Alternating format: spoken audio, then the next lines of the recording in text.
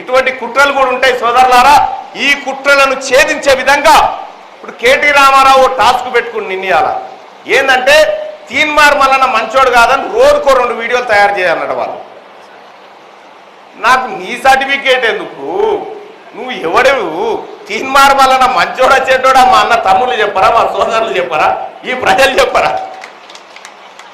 కూడా టాస్క్ పెట్టిండు. ఎందుకంటే ఈ అమ్మాయి క్యూ న్యూస్ ఛానల్ పెట్టి మన సర్కారుని గురించి పారేసిండ్రు అని అమ్మాయి బాధ. ఎట్టి పరిస్థితుల్లో తీన్మార్ మల్లన్న ఎమ్మెల్సీ కావద్దని చెప్పి కేటీ రామారావు ఆశ పెట్టుకొని తిరుగుతాడు. నిన్ను ఈ ఆశలు అడియాశలు చేస్తాం బిడ్డ. ఈ వరంగల్, నల్గొండ, ఖమ్మం చైతన్యవంతమైన బిడ్డ గడ్డ ఇది కూడా. ఇక్కడ నీవు ఎన్ని సీట్లు సాధించినావు మొన్న చైతన్యం చెప్పలేదా? 34 అసెంబ్లీ స్థానాలు ఈ 3 జిల్లాల్లో ఉంటే 8 అయ్యా నీకు. సూర్యాపేట ఏకో నారాయణ ఒకడు, జనగామ పల్లారాజేశ్వరరెడ్డి ఇద్దరు, 32 మంది ఎమ్మెల్యేలు ఇవాళ కాంగ్రెస్ పార్టీ శాసనసభ్యులుగా ఉన్నారు.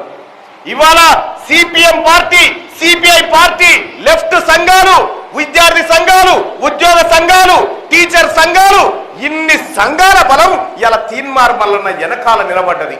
నిన్ననే ఒక 6 ఇండిపెండెంట్ అభ్యర్థులు అరే తీన్మార్ మల్లన్న లాంటోడన్నా పోవలసింది సార్ అని చెప్పి తమ నామినేషన్లు వాపస్ తెచ్చుకొని తీన్మార్ మల్లన్నకు మేము మద్దతు ఇస్తున్నామని చెప్పి ప్రకటించి వెళ్ళిపోయినటువంటి బిడ్డలు. ఇలా ఇంతమంది ప్రేమ ఆశీస్సులు ఉన్నప్పటికీ బాధ్యత గల్లోనిగా నేను ఈ ప్రజలకు ఏం చేస్తానో చెప్పి మాత్రమే ఓట్లు అడగాలని ఇక్కడ దాకా రావడం జరిగింది.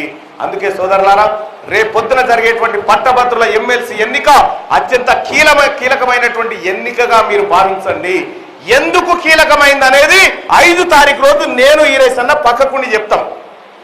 ఇది భారతదేశంలో జరిగినటువంటి ఒక పెద్ద అంశానికి లింకప్ అయింది. ఆ విషయాన్ని మీకు చెప్తాం సోదరులారా.